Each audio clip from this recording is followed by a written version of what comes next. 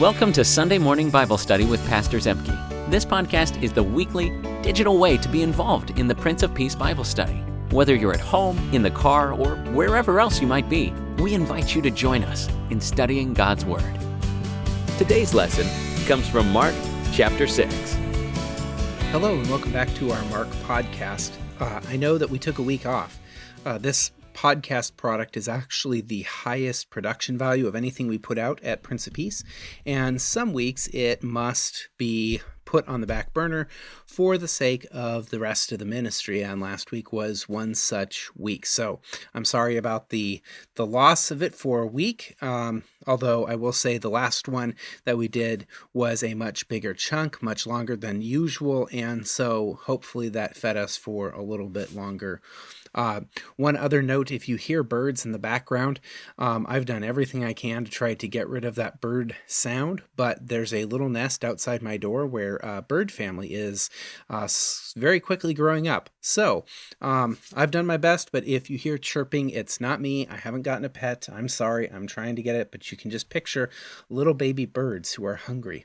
So we're going to get going here with a section of Mark's Gospel, and we'll roll right into it today. Jesus went away from there and came to his hometown, and his disciples followed him. And on the Sabbath he began to teach them in the synagogue, and many who heard him were astonished, saying, "Where did this man get these things? What is the wisdom given to him? How are such mighty works done by his hands?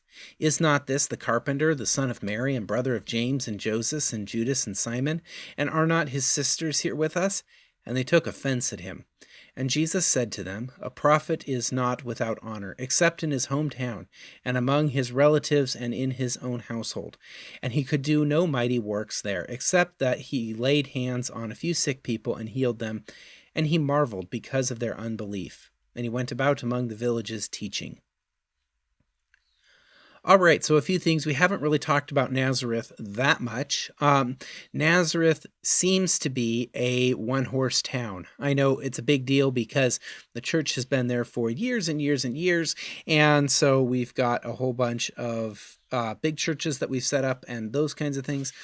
But excavations kind of reveal that at the time of Jesus, we think that there were probably 40 or 50 households, and that there were probably more like 250-ish people in this little town. So it's kind of a podunk little place. It's also incredibly rocky and cave-like, lots of hills with caves in them. So Jesus's place in Nazareth may in fact have been built into a cave. That's actually kind of a common thing in the ancient world. Why would you build something when you could just have a cave? If it's dry, it might be really nice. And so those kinds of things are there. Additionally, sitting around in the background of all of this is the fact that carpenter in Greek just means someone who builds things. And so we've differentiated and have different words for stonemasons or carpenters or framers or rough or finished carpenters or renovators. Jesus is both kind of a jack of all trades, but there's some evidence to suggest that when they say carpenter, they may mean stonemason. And we know that when Herod Agrippa, he built himself a palace kind of in Nazareth, around the Nazareth area, and he pulled craftsmen, I should say, from all of the surrounding areas. So there's a small chance that Jesus could have had a government contract working for the king. Work's work, and you take what you can. So that's a little bit about Nazareth.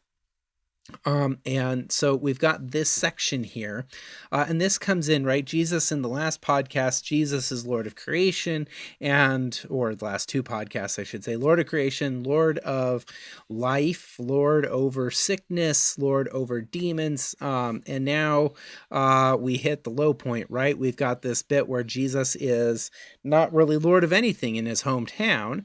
And so there's a little bit of unpacking here, but Mark puts this here kind of as a turning point and a transition, because in the next section, there will be a foreshadowing here where Jesus is going to hear about the death of John the Baptist, his cousin of some regard, and then also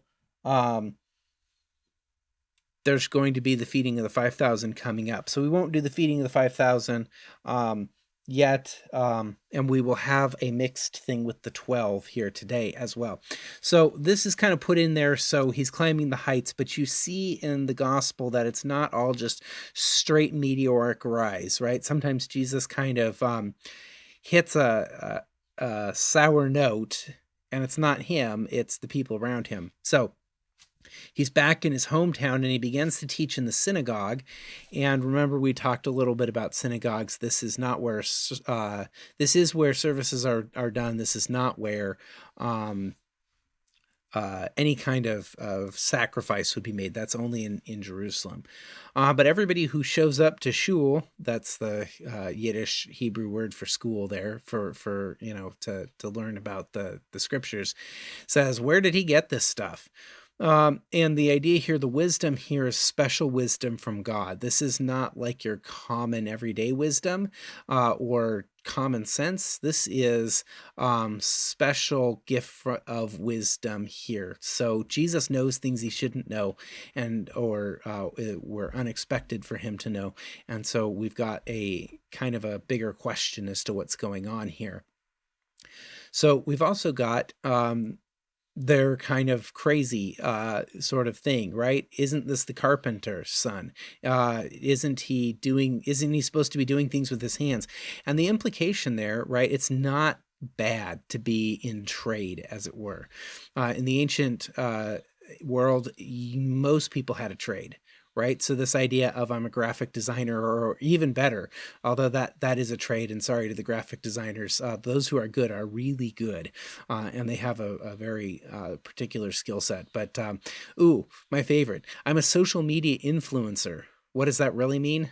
I'm a mooch with a cell phone, right? Like, there it is. In the Talmud, your three sort of, as a father, your three duties are to provide circumcision for your son, to make sure that happens, to provide religious education and the ability to read scriptures, and then to provide him with a manual trade, because everybody needs one. So this is not a slur on working people. This is a slur that Jesus is not a working person, that we know what he's supposed to do, but he just isn't putting out that kind of product anymore. What's he doing? He's over here and he's kind of fancying himself as a rabbi and a teacher. Now, this is wild because everybody knows he's a prophet, and word has gone out that Jesus is a prophet. So this is not new.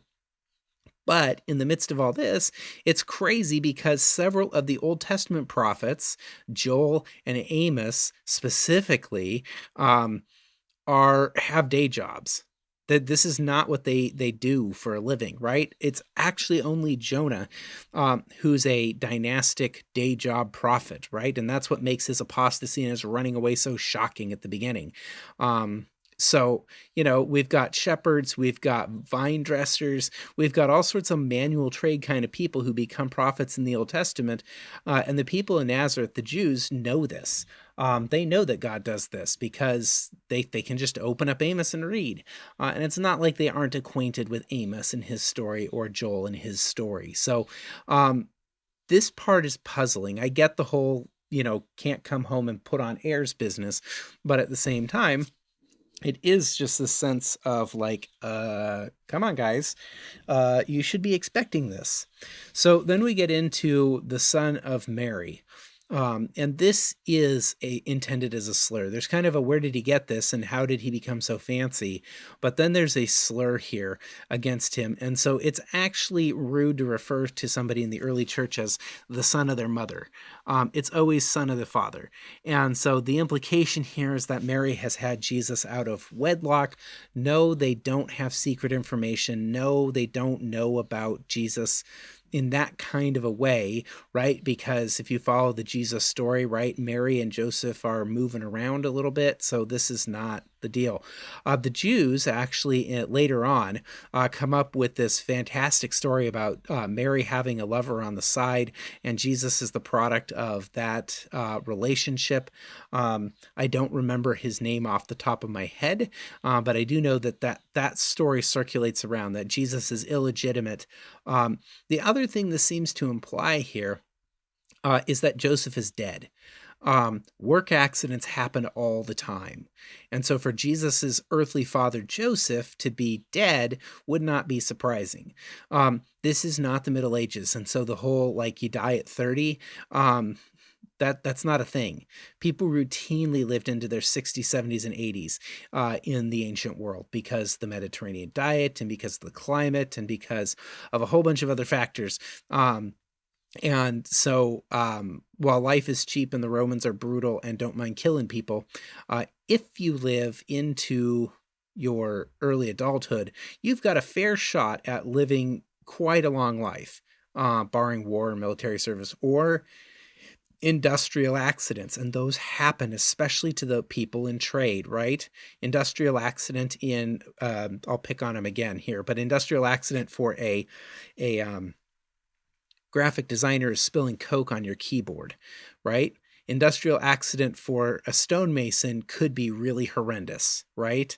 Or for a farmer today, right? There's a lot of people who, bled out on the field because they hit their leg with a sickle and it wouldn't stop bleeding, right? That kind of stuff. Stonemasons can get crushed. They can get hit by flying debris. Things they're building can fall over on them. They can end up, if they're working in a quarry situation trying to get more stone, they can end up getting landslided on or all manner of stuff. So we don't actually know how Joseph, the father of Jesus, died, the earthly father of Jesus died, but that's kind of the impression that this is leaving, that Joseph isn't here. Additionally, though, the church took Son of Mary and turned it from a slur to a really high thing, and in a pious way, right? This is the one of the lines in "What Child Is This?" Which in my head, I always think of as, whose child is that? Now that I've had kids, right, and I'm the pastor, whose child is that? But no, what child is this, right? The babe, the Son of Mary, and we mean that piously, right? The other thing the church has done, and this is I will say, because I'm Lutheran, this is the impiety. It became very, very popular in the 3rd century to associate divinity with Mary and to start to bring in non-scriptural traditions about Mary, and they're late. And what I mean by late is they're 3rd and 4th century traditions. They're not what the plain meaning of the text, and nobody at the time would have asserted this. And by 300 years old, you can kind of say whatever you want and say, oh, it was like that back then. And people will just kind of believe you, right? And we do this in our own myth of the founding of America. And I'm not getting into that, but if you just kind of say, oh, it was like this, people are like willing to believe you about that. So the myth and the cult of Mary, the myth of ever virginity, is a late addition and should be viewed with the same suspicion we view Gnosticism and those kinds of Arianism and those kinds of other heresies, because it's just not the simple reading of the text. They're late additions. And I know the Catholics and the Orthodox have a whole bunch of, but church tradition, but the Bible always trumps church tradition.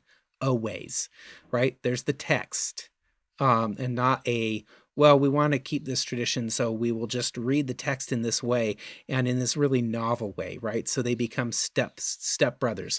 No, there's a Greek word for stepbrother, stepsister. There's a Greek word for cousin, and it's not used here. These are just brothers and sisters. One other point while we're talking about the family, sisters are unnamed. And why are they unnamed? It's not some sort of prejudice against women, or at least not like you're thinking there maybe. Women who are married are not named because they're not out in society. and they're not open to be courted. And so it's a sense of propriety of we don't mention their names here. Also, additionally, while we're talking about the family thing, some of Jesus' brothers and siblings believe and are involved in the church in the way, and some of them don't. And that's kind of how family goes, isn't it? Sometimes. And so, man, if Jesus was your sibling, wouldn't you believe in him? Well, no. It's just too weird, right?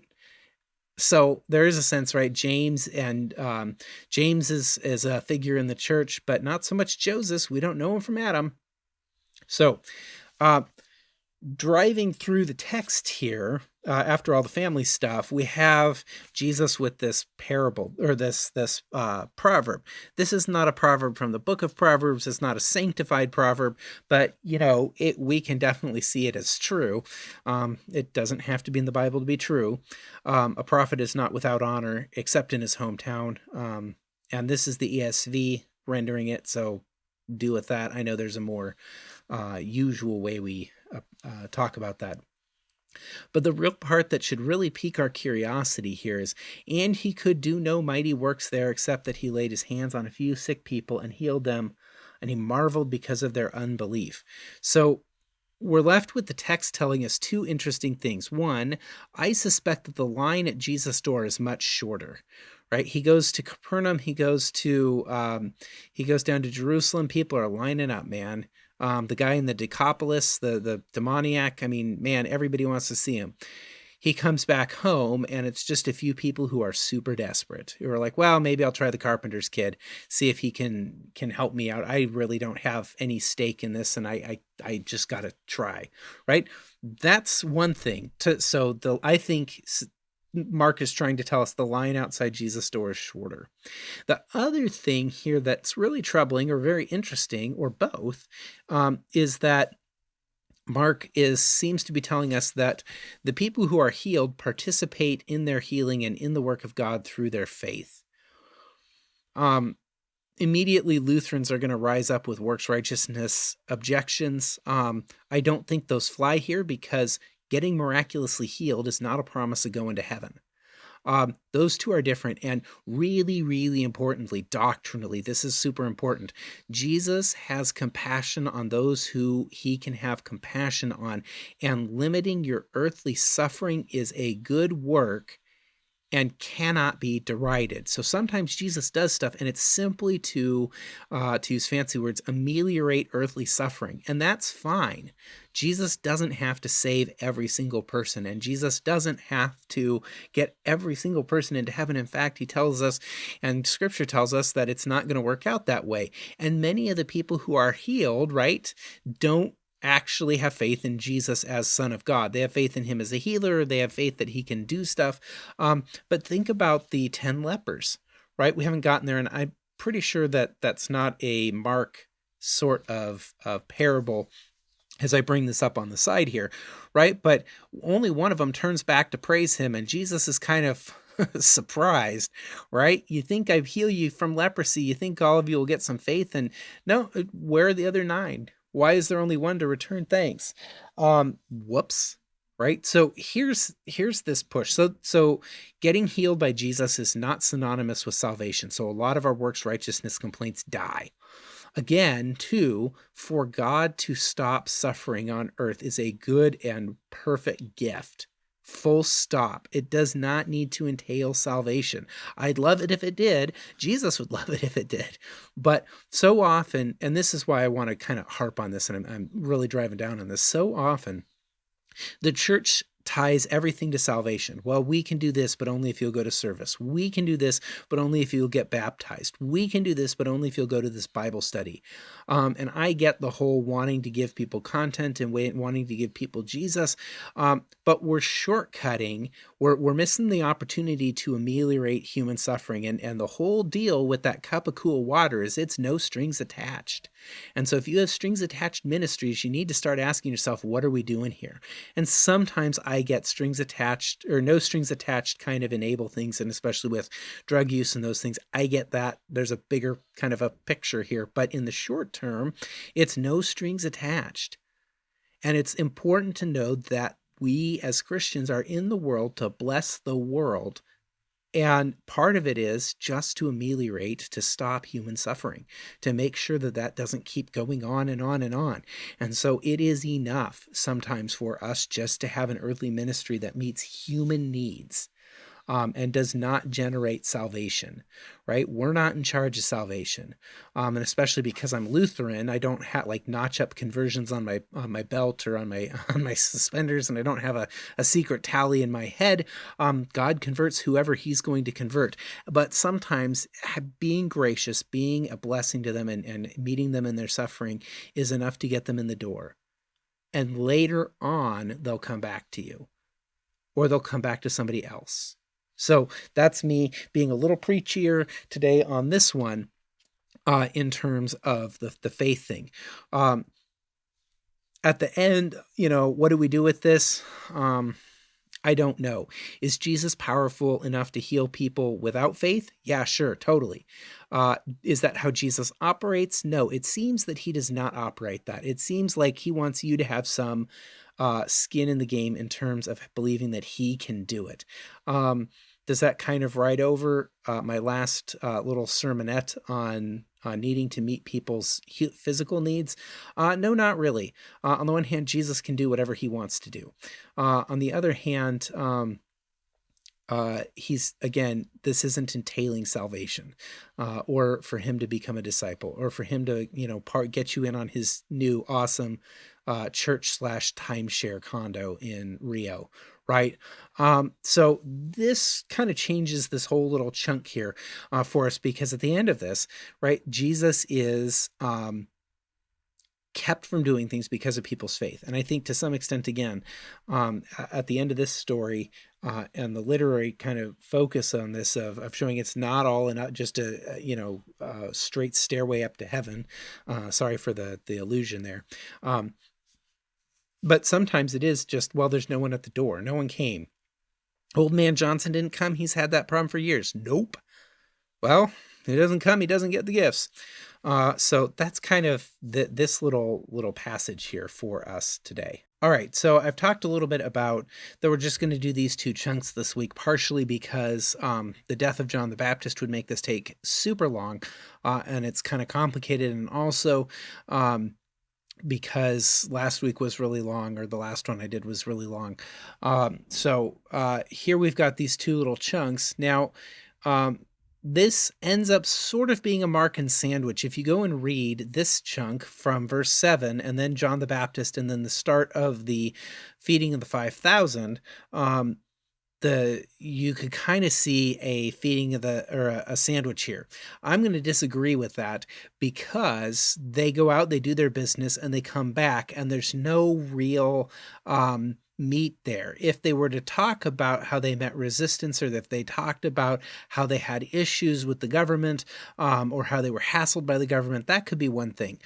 But Mark just kind of sets it up. And I think this is less a sandwich and more just chronology. So while they're out doing this. So Jesus starts what we probably think of as his third preaching tour. He just kind of wanders around, and then he wanders around again, and kind of hits some of the same places and is back in town. So he's continuously on tour, and this is normal.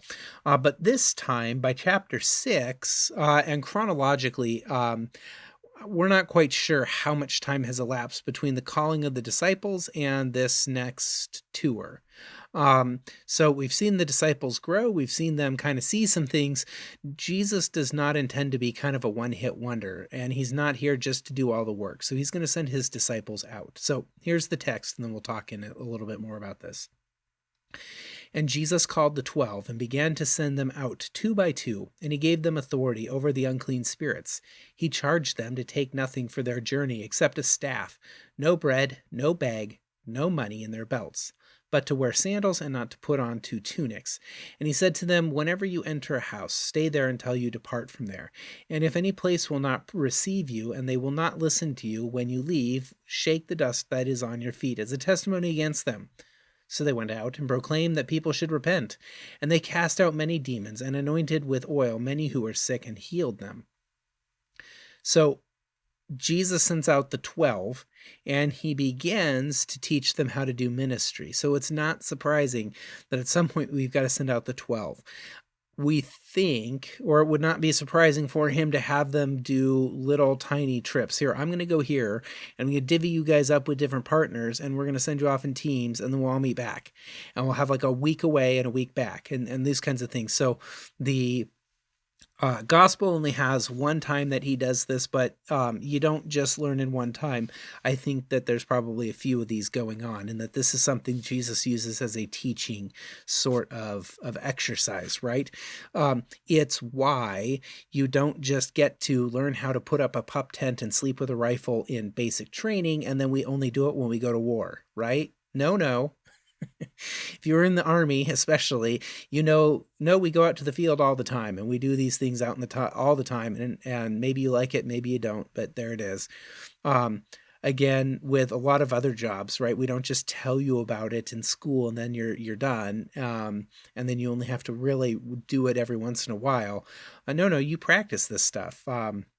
Again, for a lot of the trades, right? You do this day in, day out, and we just do it because we know that we're going to have to at some point, and it's going to make us better, right? A lot of the other trades, right? Think about the firemen and the police officers. They train all the time. How often do the firemen actually climb 60 flights of stairs with a hose? Well, if you live in Battleground, Washington, never. Never seriously fighting a fire. Could they, need that training later? Sure, absolutely. Let's go for it. Police are much the same way. Sometimes they draw their weapons. How often do they actually shoot somebody? Very rarely. And so, do we want them to be on the range? So this is what's going on. And so we've got Jesus doing these kinds of things, these kinds of exercises with his apostles. So he sends them out 2 by 2. This is actually kind of a normal thing in the ancient world. You try not to walk anywhere alone. There's still wildlife out there that'll kill you. There's still highwaymen that'll kill you. And by highwaymen, I mean the guys with the knives and the clubs who will beat you senseless and take all your stuff, right? When Jesus tells the parable of the Good Samaritan, nobody's shocked that something like this would happen, right? That he was beat up on the road to Jericho is not a shocker. He's walking alone. The shocker is, the people who pass him by are walking alone too. And some of them have protection, right? The priest and the Levite, no one's going to attack them. Here's this poor schmuck who got beaten up. So he sends them out 2 by 2. If you want to do, in the early church, will do a whole bunch of stuff with this in regard to Noah's Ark. Whatever. To the extent that you can get something out of it personally, sure, knock yourself out. Just sometimes when you see numbers in the Bible, it's like, yeah, those numbers totally go together, right? With feeding of the 5,000, it's 12 baskets. Of course it's 12 baskets, right? Numbers are important. Here, the 2 by 2, it's just smart. It's safe, right? And it's nice to go on these walks with a buddy. And, if you lose faith or confidence, your battle buddy or your partner there will help you out. So that's kind of what's going on there. I wouldn't necessarily go Noah's Ark on this one. I can't think of anything else in the Bible that's 2 by 2. If you find something in early church literature, and by the way, they will go crazy with this stuff. If you go and read early church commentaries, every single thing, every single word is important and has something back in the background in the Old Testament that we could make some hay out of, or that you could, allegorize and link up. Sometimes those are helpful. Sometimes, it's just a wild trip with whatever church father's doing it with you. So what's interesting here is not the 2 by 2. It's the don't take anything except a staff, no bread, no bag, no money, but wear sandals and not 2 tunics. So don't take anything with you. I think on the one hand, I don't think they're going to be gone that long. I think this is a maybe a week max sort of deal, maybe 2-3 days max, at any one place. And so he expects them to show up into town, find some place where they'll get fed and have some hospitality, do some stuff, and then move on and try a little bit of it out. And so Mark has them all coming back together here at the feeding of the 5,000 at the beginning. But I suspect that some of the groups kind of float in and float out, and Jesus gives them another task because they got done early, or everywhere we went, we had to shake the dust off our feet, and that happens. It does. With missionary work, with church work, it does happen.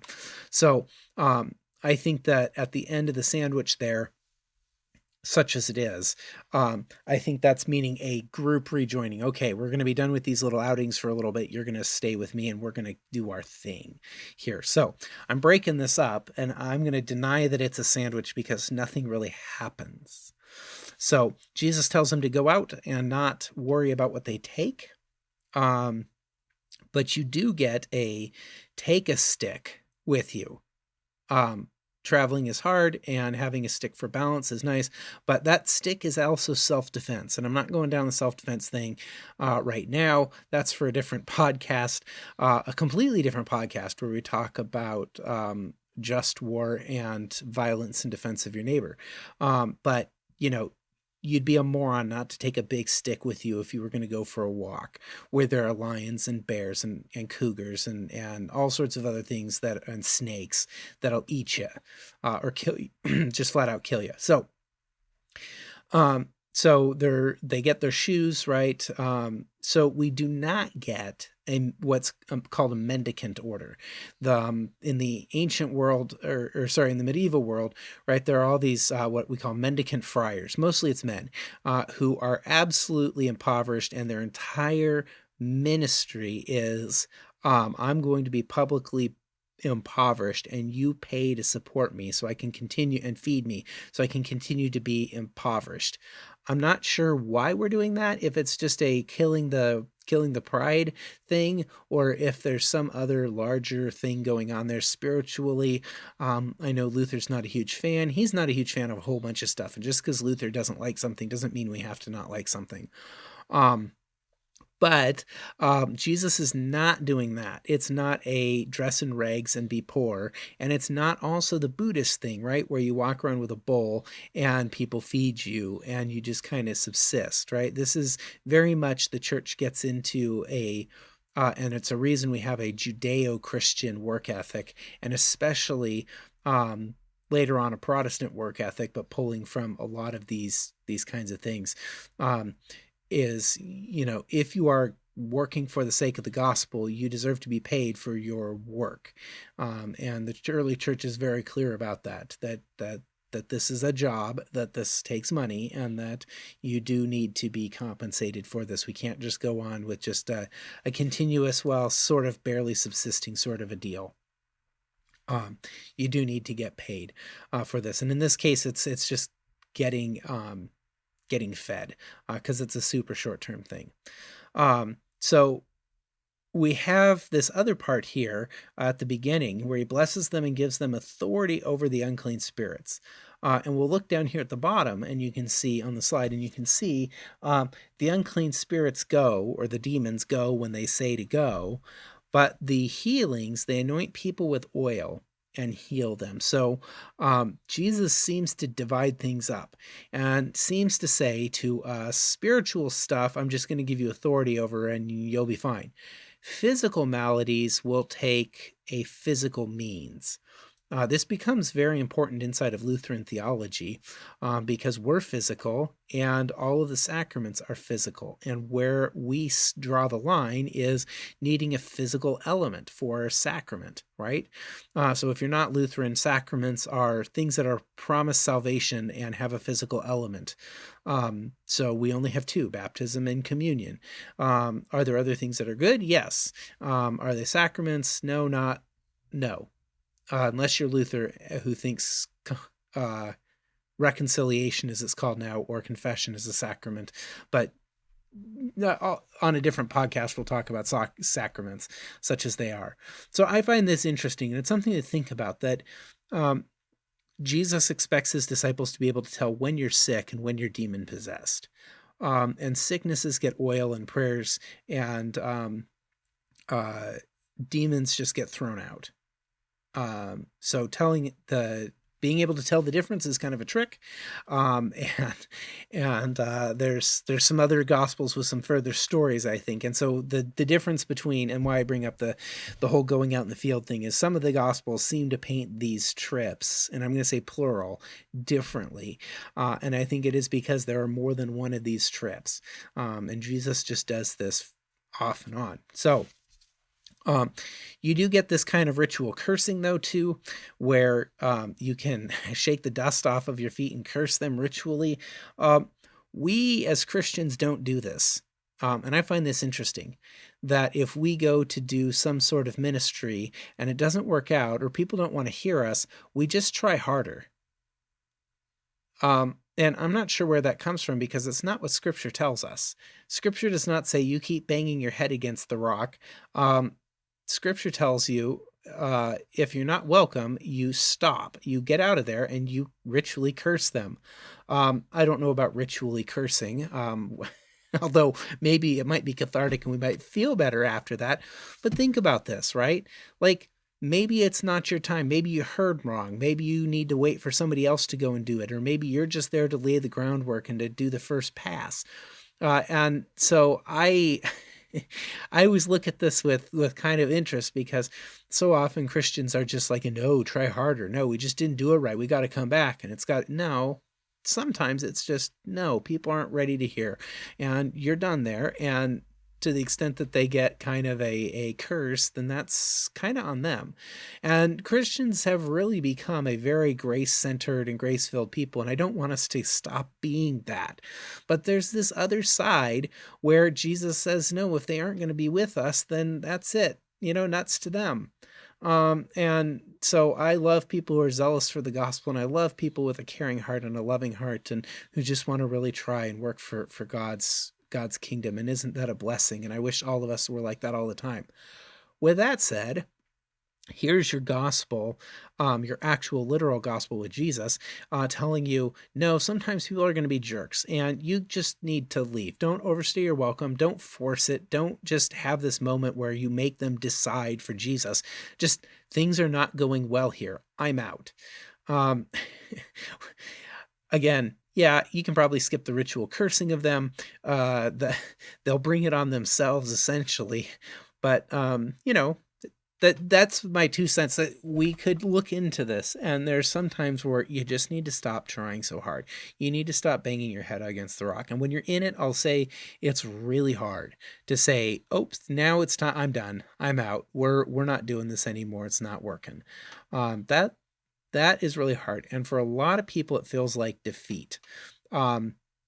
So I get that. But Jesus here, in the last one, Jesus does not have this just straight meteoric climb right through the ceiling, right? And everybody loves him and everybody believes in him. He leaves that for John Lennon. So for those of you, who get that cultural reference.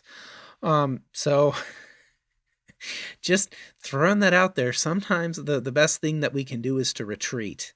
And I'm not saying to do that. And another day, we'll talk about the Benedict Option, a great book which raises some really interesting questions about Christianity in the world and Western culture. That's not today. So here at the end, as we kind of wrap up the podcast, we have 2 different sections here. One where Jesus is busy not having people believe, and then he changes the face of the ministry. And the disciples go out and they have success. So I'm going to stick these 2 together, and I'm going to say no to the sandwich, even though, you could make one here. And me and Dr. Edwards can have a chat about that, about whether the sandwich works, right? Not every literary device has to work every single time. And not the book doesn't have to be just chock full of them and everything is a sandwich from one sandwich to another, right? I kind of like that. I'm kind of hungry right now. I could live my life one sandwich to another. Ha ha. But here I'm just going to say no. These 2 literally should be read together, and they're kind of space holders, because we're going to come up on some bigger things. And I think sometimes the right move when we read literarily, to understand the gospel as a book and try to get that into our heart, is Mark needs to leave sometime for us to have some room to think about things. And it's never wrong to say, well, this structure is here to give us a break before we jump into bigger stuff. And I think that's actually what's going on here. It's not that this didn't happen, but Mark needs to stick these two stories in. They seem to go together chronologically. Actually, a lot of this now starts to be a little more chronological. And the overarching reason for these two being here are to give us a break and to kind of continue to paint the world and fill in the world before we have more action. So I think that's where we're going to end it for this week, simply because, again, next week is going to be huge, and I want to do enough for that, as well as the other day job. Not that this isn't part of my day job, but the other necessities of life are starting to intrude by way of, I got to get service done, I got to get this done and that done. So we'll wrap it up here today. God's blessings to you, and have a wonderful week.